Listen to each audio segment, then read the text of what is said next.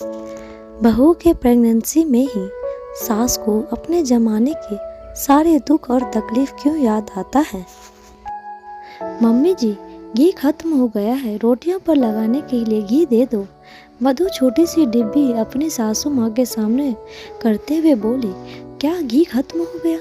तुम दोनों घी पीती हो क्या? अरे अभी 4 दिन पहले ही तो दिया था, इतनी जल्दी कैसे खत्म हो गया? मैं इतनी सी डब्बी से पूरे हफ्ते भर की रोटियों पर घी लगाती थी, पर आजकल की बहुओं को बचत से कुछ लेना देना नहीं। कहते हुए विमला जी ने मधु के हाथ से वह घी की डब्बी ली और अपने कमरे में रखी उस छोटी सी अलमारी का ताला खोल उसमें घी भरने लगी। घी डालने के बाद मधु को हिदायत देते हुए बोली, पढ़ी लिखी है, अपनी जेठानी जैसे गवार नहीं, माना तो कमाती है, इसका मतलब यह तो नहीं कि दोनों लड़कों को पढ़ा लिखा कर इतने बड़े ओहदे पर पहुंचाया है। विमला जी मधु को अपना ज्ञान देते हुए बोली। मधु जब घी लेकर रसोई में पहुंची तो उसका लटका हुआ मुंह देखकर उसकी जेठानी अपनी हंसी दबाते हुए बोली, देवरानी जी, सासू माँ की बातों को ज़्यादा दिल से मत लगाओ, खैर अभी नई हो, कुछ दिनों बाद इस घर के कायदे कानून समझ जाओगी। मुझे भी शुरू में तुम्हारी तरह बहुत बुरा लगता था, अब तो इस कान से सुनकर उसे निकाल देती हूँ। मधु की शादी को लगभग 2 महीने होने को आए हो और इन 2 महीनों में वह इतना समझ गई थी कि घर में उसकी सास का सिक्का चलता है। ससुर जी उनके किसी भी आदेश को नकार नहीं पाते, बस एक मूक दर्शक की भांति हर बात के लिए मौन स्वीकृति दे देते हैं और दोनों ही बेटे घर के मामलों में दखल न देने की बात कह अपना पल्ला झाड़ लेते हैं। जब बेटों और ससुर की सुनवाई ना थी तो बहुओं की क्या औकात। संयुक्त परिवार में पली बड़ी मधु पढ़ी लिखी नौकरी पेशा लड़का थी। उसकी दादी और मम्मी में हमेशा से ही बहुत अच्छी बनती थी। मजाल है कोई अनजान उन्हें सास बहू समझे। उसकी दादी उसकी मम्मी का एक छोटी बेटी की तरह ख्याल रखती थी, इसीलिए मधु के नज़रों में शुरू से ही सास की बहुत अच्छी छवि बनी थी। शादी के समय भी उसकी दादी व मम्मी ने उन्हें बातों को समझाकर विदा किया था कि बिटिया, सास दूसरी माँ ही होती है, उनकी माँ की तरह सम्मान देना और अपने दिल की बातों को और किसी भी जरूरत को उनके सामने बेझिझक कहना। मधु ने अपनी दादी व माँ की बातों को अपने आंचल से बांधकर ससुराल के में कदम रखा, लेकिन उसकी ससुराल की दुनिया उसके मायके की दुनिया से बिल्कुल अलग थी। सासू माँ बहुओं से दोगला व्यवहार करती थी, उनके हुक्म बगैर वहाँ एक पत्ता भी नहीं हिलता था। खुद किसी काम को हाथ न लगाती, लेकिन बहुओं का एक पल भी आराम से सांस लेना उनको गवारा न था। खाने पीने की चीज़ें अपने कमरे की अलमारी में रखती और सब्जी को नाप तोल कर बनाने के लिए देती। मधु ने जब अपने पति से इस बारे में बात की तो वह बोले, मधु, मैं तो बचपन से यही देखता आया हूँ, दादी ऐसा करती थी तो माँ भी वैसा ही, भाभी को इतने साल हो गए हैं, उन्हें इस बात से दिक्कत नहीं, तो तुम क्यों परेशान हो रहे हो? तुम तो नौकरी करती हो, अगर तुम्हारा कुछ खाने का मन करे तो बाहर खा पी लिया करो। ऐसी छोटी छोटी बातों का बतंगड़ बनाकर खुद परेशान हो, ना मुझे परेशान करो। उसकी मम्मी और दादी भी उसे समझाते हुए यही कहते, बेटा, 1-2 साल लग जाता है ससुराल में सामंजस्य बिठाते हुए, धीरे धीरे सब कुछ ठीक हो जाएगा, तू धीरज रख। मधु ने भी इन सब बातों को सुन सब्र कर लिया और सब तो फिर भी ठीक लगता, लेकिन अपनी सास की यह आदत उसे अच्छी नहीं लगती थी कि बहुओं के खाने पर भी रोक टोक और खुद अकेले में अपना मनचाहा बनाकर खा लेती। पहले तो उसे अपनी जेठानी की बातों पर यकीन न होता, लेकिन जब सास माँ को उसने खुद अपनी आंखों से ऐसा करता देखा तो उसे भी यकीन करना पड़ा। बुरा तो बहुत लगता, लेकिन जब पति ही सुनने वाला ना हो तो किसी और से क्या कहें। समय बीतता गया और मधु प्रेग्नेंट हो गई। प्रेगनेंसी की शुरुआत में उसका कुछ काम करने का मन ना करता।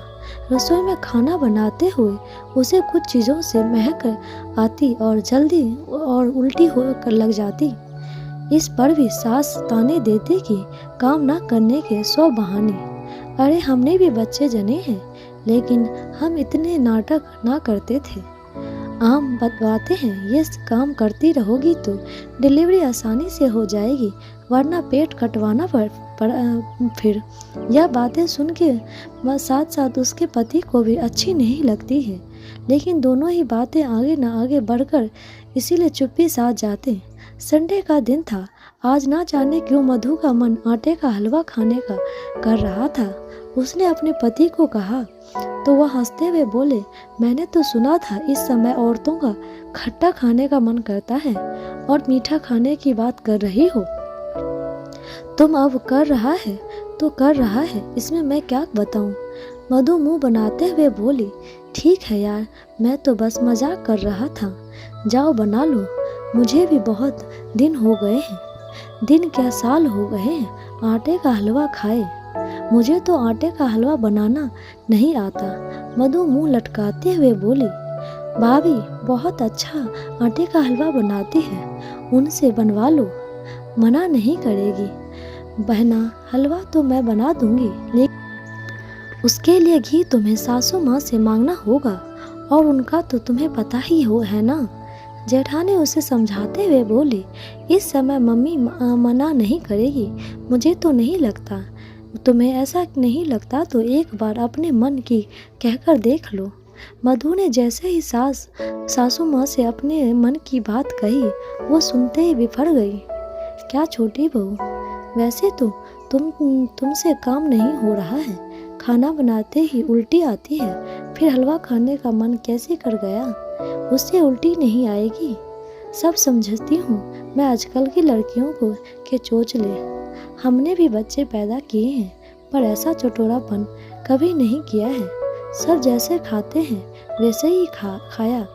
अगर अपनी कमाई का घमंड है तो अपनी गृहस्थी अलग बसा ले, तब अपने मन की करना। यहाँ तो सबके जैसा ही खाना पीना पड़ेगा। सुनकर मधु के आंसू आ गए। उसे अपनी मम्मी की बात याद आ गई थी कि सास दूसरी माँ होती है और उसे अपने मन की हर बात कहना।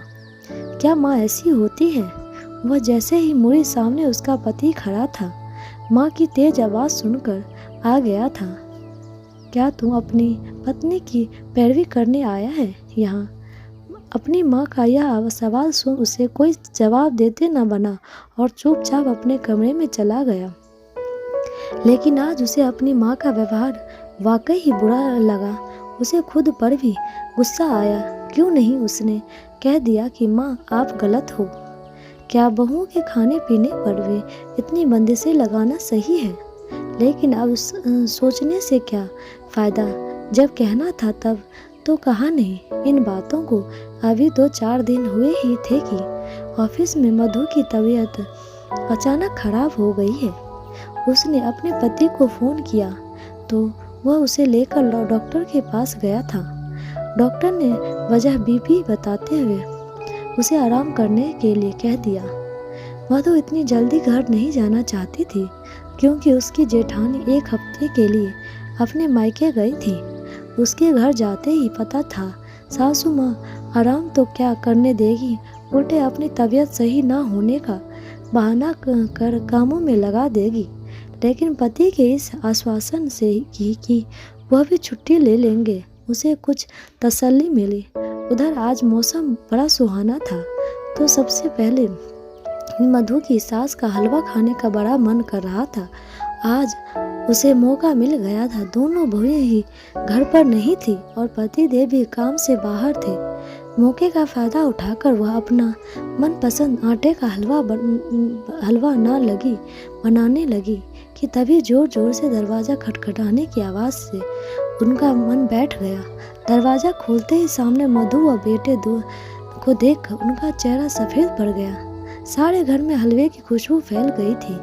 खुद को संभालते हुए बोली, तुम इतनी जल्दी कैसे? बेटे ने उन्हें सारी बात बताई। कह वो मधु को सोफे पर बिठा पानी लेने रसोई में गया तो हलवा देखते ही हैरानी से बोला, मम्मी आप हलवा बना रही थी? क्या करूं, बनाना पड़ा।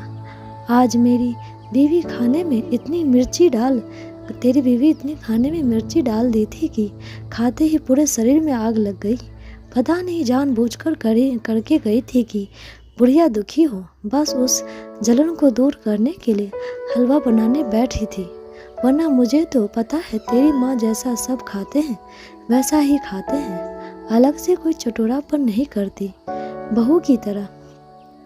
मधु की सास सारा दोष मधु पर लगाते हुए बोली, बस करो माँ, सब्जी मैंने भी खाई थी, सब्जी में कोई मिर्ची नहीं थी, आपका मन था तो खा लिया, इसमें इतने बहाने बनाने की जरूरत क्या है? फिर क्या मैं झूठ बोल रही हूँ? मधु की सास दहाड़ते हुए बोली, मुझे नहीं पता था माँ, लेकिन इतना पता है कि 4 दिन पहले ही आपने मधु को इसी हलवे की वजह से कितनी बातें सुनाई। सुना है मैंने और देखा भी है कि गर्भवती स्त्री को घरवालों के साथ साथ बाहर वाले भी कितना ध्यान रखते हैं। मेरे ऑफिस में लेडी इस अवस्था में उसका ध्यान रखने के लिए साथ उनकी मनपसंद की खाने की चीज़ें भी बनाकर लाती हैं, और एक आप ही हो कि शादी के इतने महीनों में शायद ही मधु ने कोई फरमाइश की होगी, और उस दिन पहली बार आपको अपना समझकर कुछ मांगा तो आपने गैरों की तरह उसे धुतकार दिया, और आज आपका मन किया तो अकेले बनाने बैठ गई और उसे भी दोष मधु पर लगा दिया। मम्मी, मधु के मम्मी पापा के अच्छे संस्कार ही हैं कि उसने तो इस घर में इससे जुड़े अभी रिश्तों का अपमान मान लिया, लेकिन मेरे संस्कार में उसे पत्नी तो बना लिया, लेकिन उसके सुख दुख का साक्षी ना बना सका। हमेशा यही सोचता रहा कि माँ को बुरा लग जाए, लेकिन कभी यह नहीं सोचा कि मधु को भी बुरा लग सकता है। इस घर में मेरे पास तो माँ पिता भाई सब है, लेकिन मधु के पास तो यहाँ वो भी नहीं है। जिसको माँ पिता माना वह सिर्फ नाम भर के है, और पति यह कौन सा इन सब से अलग है जो आज तक उसके मन की ना समझ सका। मायके से पढ़ाई हो गई और ससुराल में किसी ने अपनाया नहीं। बताओ यह जाए तो जाए कहाँ?